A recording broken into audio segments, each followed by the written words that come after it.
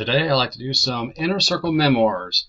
These are little memory books put out, shall we say, by the entourage surrounding Hitler. Well, mostly well after his death, although there are a few in the 50s. It runs to a total of about 15 different volumes by different people.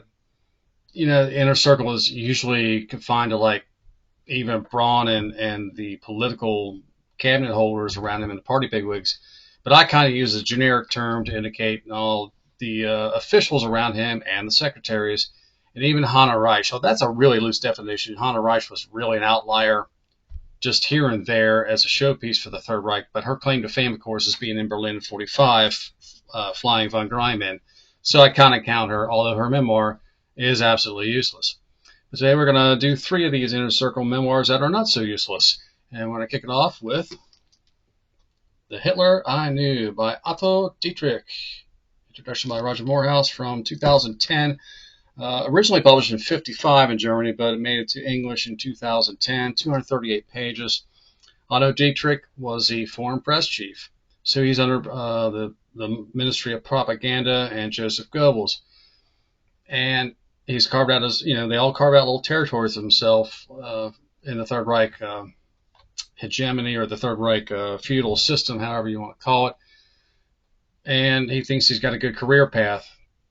That all ends when the war breaks out and everybody hates Germany, and he's just parroting party line with nothing real informative or constructive or substantive to say. And so whatever influence he had within the Third Reich hierarchy, and it probably wasn't much, but whatever fame and glamour he had to go along with also waned through the war. He really became just a bystander, just a microphone for whatever the party bigwigs put out as official releases for the war news as it got worse and worse.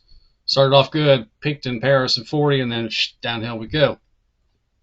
But I like this memoir for his pre-war stuff about Hitler, traveling around the country, staying here and there during the campaign trail stuff and after he's chancellor. Some really good stuff. And there's also an apocryphal story about him being in a Ju-52 with Hitler, and they're flying somewhere in a storm, somewhere in the north of Germany, and the pilot loses his navigational bearing. Out over the North Sea they go, and they're lost. Of course, they're running low on fuel, and Dietrich says Hitler got up from the seat and went to the cockpit and wrenched the controls out of the pilot's hands and turned around because he knew where land was. That's a great bullshit story. I love it. There's also a bit about, when they're on the campaign trail and staying in a hotel and hollering for the soup, and they're all chanting and banging their spoons on the table, all chanting, "My soup, my soup, my soup." Can you imagine Hitler doing that? Imagine being in that room. That would be hysterical. And then to one other aspect of the Hitler mystique and legend, most historians discount the connection between him following in Napoleon's footsteps, or any real connection with Napoleon, not being able to conquer Britain and then turning on Russia as a solution. But Dietrich kind of plays into this a little bit. He says, yeah, he would stop and stay overnight at some castles and fortresses that Napoleon stayed at during his various travels through Europe and during the Russian campaign. So I think there's a little bit more to it than historians would like to tend to admit. Napoleon gets a free pass, being an aggressive conqueror, no real large-scale murder in his path. He gets a free pass for just being an aggressor. But Hitler, of course, with correct opprobrium, is denounced as one of the monsters of the 20th century. But I think there's more of more than a casual link that most historians tend to ignore, downplay. When you consider he had the same situation, and though publicly he avowed Frederick the Great to no end and named the invasion of Russia, the code name was Operation Barbarossa, another German hero. But privately, you have to wonder what kind of hero worship there might have been towards Napoleon. Because who's the biggest name in conquering military heroes in European history? Or, say Mediterranean history too. Asian history. You got Attila the Hun, you got Alexander the Great, and you got Napoleon Bonaparte. That's the list. And whose career did he kind of emulate? Napoleon. So I think there's something there. This is a very light read and amusing, as much as it is informative about the minutiae of the Hitler lifestyle before the war. Good stuff.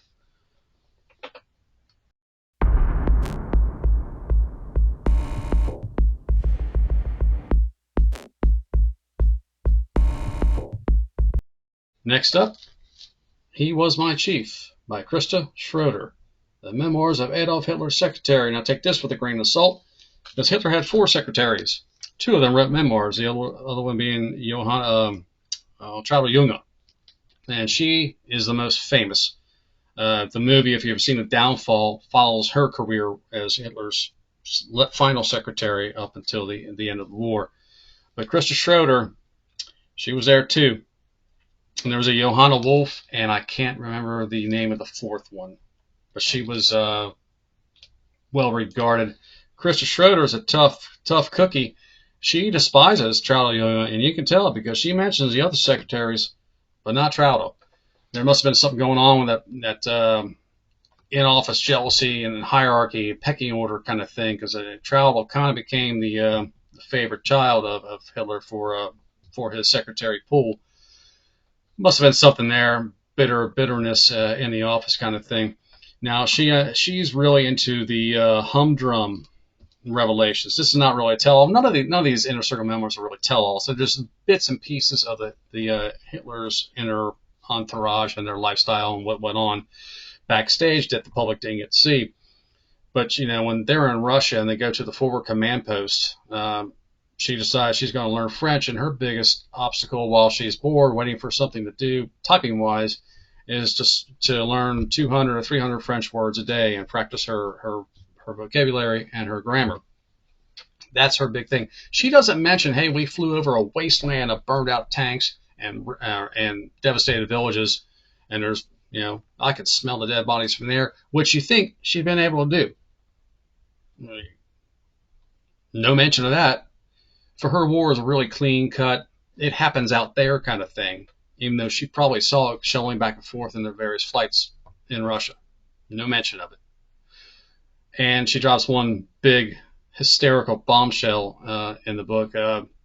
Hitler actually decides that he's going to break down and confide in her a little bit one day. This is very rare because he kept to a very light conversation, very how you doing, how's the kids, how was your vacation, very light and fluffy, good weather today.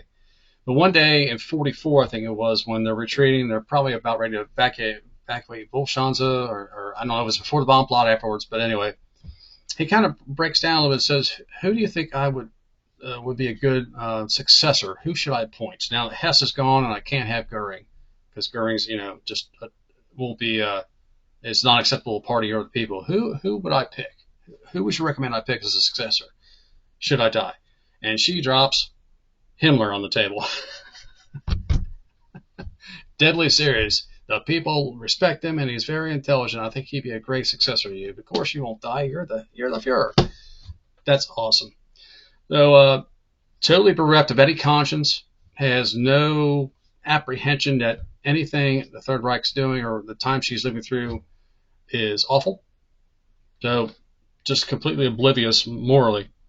And you kind of believe that she was probably isolated, insulated, and wouldn't have known any of the nitty gritty necessarily. The murder squads and the death camps. Some stuff might have been filtered through muddled, but they did. There is ample evidence they kept the civilian staff, if you will, isolated from the hardcore nasty stuff that was going on to a good degree. So that's worthwhile, as much comedy as anything else. Kind of a life wasted.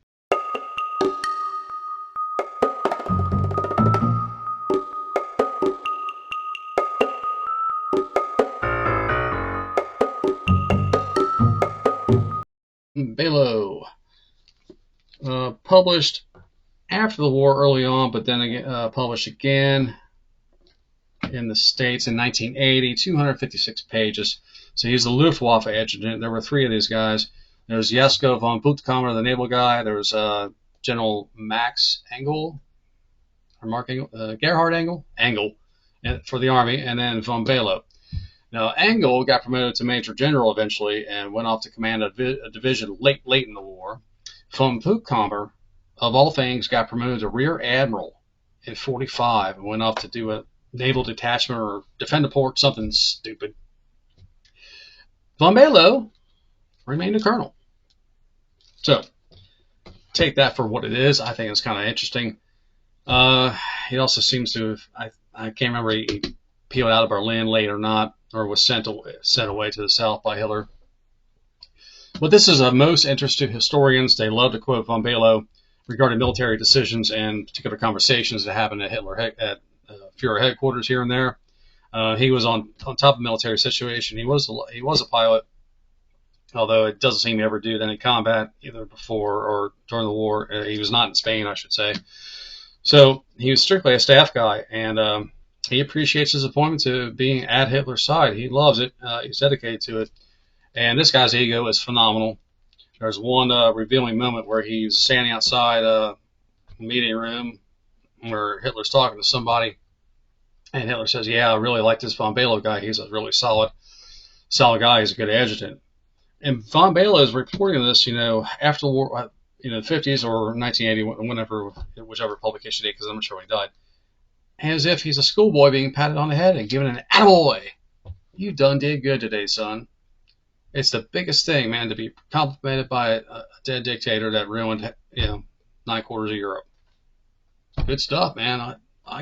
It's better than a promotion. I'm really cool. Hitler likes me. Didn't like me enough to make me a general, though, did he? And then there's what I call the Sergeant Schultz moment in the memoir, where he says, "I knew nothing, absolutely nothing." The standard excuse of everybody after the war: "I wasn't really Nazi, I just wore the uniform, and Holocaust, don't know nothing about it. What are you talking about?" He will admit to having one conversation with a dude where terrible things that are happening in the East are mentioned, and that's all he will admit to.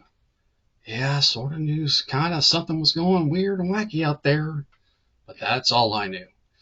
Absolute bullshit. If you're a military agent, you're in the closed-door meetings, right? You hear a lot of the military, you hear a lot of the political stuff, too. You're really intertwining, right, with Hitler wearing 7 different hats. Head of state, head of party, head of army, head of this, head of that, da-da-da-da. Everything's Hitler-centric, right? You're going to be in there, you're going to be in and out, you're going to hear the gossip going in and out. You're going to be talking to your buddies behind closed doors, too, when you're off duty. You know stuff's going on. There's no way he couldn't have known, to my mind, at all. There's no excuse, no way. He could have gone 8 years with this guy and not realized, holy shit, this guy's murdering everybody he can lay his hands on. So, in that sense, yeah, he got away with it because I don't think he did any time. I don't think he was put on trial. I can't quite remember. It's been quite a while since I've read it. It's also one of the cleaner reads of the Hitler memoirs, or the Inner Circle memoirs. It'll keep you interested. Some of the other stuff you may lag off for interest level, but that's a pretty good one. Now, like I said, there's 12 or 14 of these things. I have not read them all. I own most of them, but there's only so much of this you can take in a row.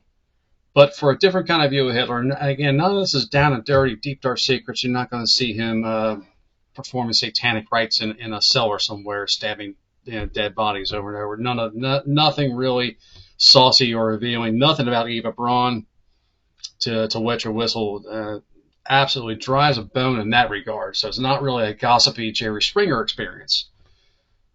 But it is interesting if you want a different kind of viewpoint behind the hardcore biographies of Hitler, or just the military campaign leadership stuff of Hitler, or the pre-war political stuff of Hitler. If you want a different kind of, a little bit behind the curtain, but not all the way till we don't see his ugly soul coming out at midnight and laughing maniacally. But it's as close as you're ever going to get.